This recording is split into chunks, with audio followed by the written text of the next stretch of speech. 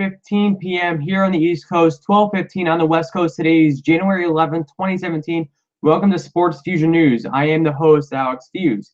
I am on the phone right now with Rick Cimini, New York Jets ESPN reporter for ESPN.com, to talk some New York Jets football today and also the college football game from Monday night. So, Rich, I want to welcome you on my show tonight, and thanks for taking the time to come on. Yeah, thanks for having me, Alex. Yeah, so I want to first, let's quickly talk about the college football game from Monday night. Clemson surprised Alabama, and I would say because a lot of people thought Alabama was going to win. So I want to ask you, what were your thoughts on that big college football national championship game from Monday night? Yeah, I was one of the people who thought Alabama was going to win. I just thought their defense would be too strong. But it was a great, and I really didn't care who won. I didn't have a rooting interest. I was just hoping for a great game, and it absolutely lived up to the billing. It was a phenomenal football game, one of the best college games I've ever seen, and happy for Clemson. And, what a great performance by their quarterback, Deshaun Watson. It was really just, you can't ask for a more dramatic ending than that. Yeah. Now, Rich, I know a lot of people are watching the show because they want to hear about the Jets offseason, and Jets fans want to be a little optimistic if they can for the next season. So I want to ask you, do you think the Jets owner, GM, and head coach all had the same opinion of the Jets quarterbacks? Well, which quarterback? We're talking about both quarterbacks right now? Yeah.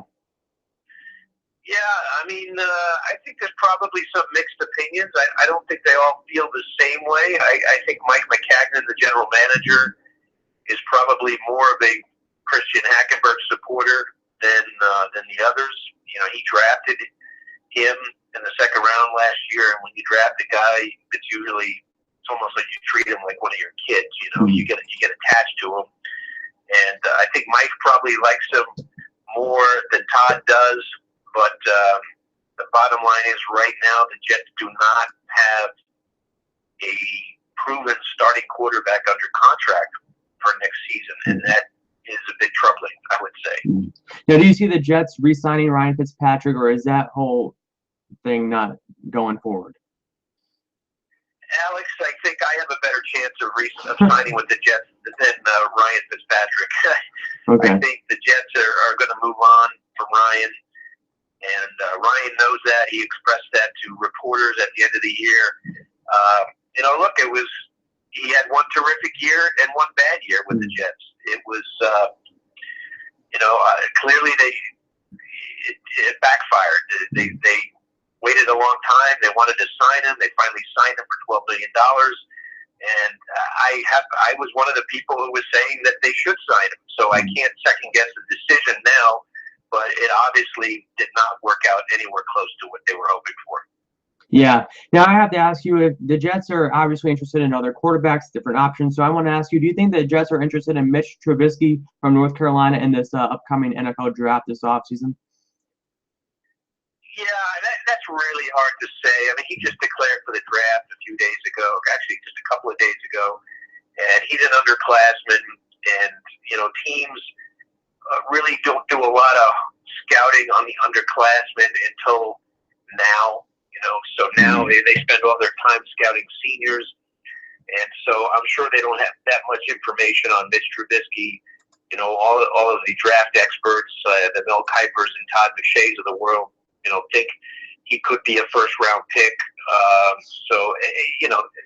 If I told you the Jets were interested in him, I'd be lying to you right now because no one knows. Anybody who says they know is just making it up. I think if you ask the Jets, a couple of weeks or a month from now, they'll have a much better idea.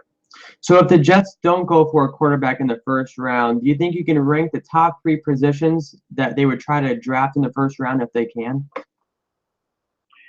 Well, I think two jump to mind quickly. I think they have to draft a cornerback very high, perhaps even with the sixth pick. Just because, they're pretty thin there now. Darrelle Revis, his future's up in the air. They really don't have another starting caliber corner, so I think they definitely need a corner. The other position I think they need to look at very hard is offensive tackle. They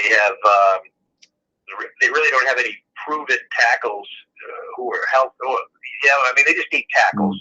They, especially a left tackle, Ryan Clady's coming off of surgery. I think they're going to cut him in a couple of weeks. Breno Giacomini's coming off surgery. I think they'll probably end up cutting him. So they definitely need a tackle. And then if you're looking for a third, I think probably they would look at, they have to draft a tight end. They don't have a tight end, really a quality tight end on the roster. So I think that would probably be number 3. Okay. Now I have to ask you, other than Leonard Williams, what Jet player has gotten better over the last 2 years? That's a great question, Alex, because I think a lot of Jet fans are wondering the same thing. I can't point to a lot of guys. I think Leonard definitely, Quincy Enunwa, who I think is probably their most improved player over the last year. I would say he's gotten better. Looking down the roster here now, it's, Bilal Powell has always been a solid back. I think you saw him get even a little bit better this year. Brian Winters has gotten better over the last 4 years, but now he's a free agent, and I don't know if he'll be back. And other than that, I can't think of a whole lot of guys who have gotten better. I can name a lot of guys who got worse, but they only have a small core of guys who are on the rise. Okay. Now we're going to go to a question from Brian from Schenectady here in upstate New York. And he asked, if you were the Jets general manager, would you be taking big risks in the draft and in free agency since another bad season and you could probably be fired? Yeah, I don't think they're in the risk business. I don't think it's one thing about Mike McCagnon, the general manager. He was actually in college. He was an economics major. So I think he looks at everything from an economic standpoint, and he weighs risk versus reward. And he's not a risk taker. He's a pretty conservative general manager. So I don't think you're going to see them taking any wild risks out there. For instance, I don't think they're going to draft Deshaun Watson with the 6th pick. I mean, to me, that would be a pretty big risk. And I don't think, they're going to do that. I think they're just going to continue to build this team the way they have been. Okay. Now, Rich, final question before we wrap up this interview on Sports Fusion News today. With this NFL playoffs coming up this week after the wild card round last week, what are your predictions for the Super Bowl game and your winner? Yeah, that's good. I was 4-0 on my picks last weekend, but I think most everybody had that too because the 4 favorites won pretty handily. Yeah. So this week, I think New England will win pretty easily over Houston, and I think Kansas City is going to beat Pittsburgh in what should be a good game. I think the Packers are going to upset the Cowboys.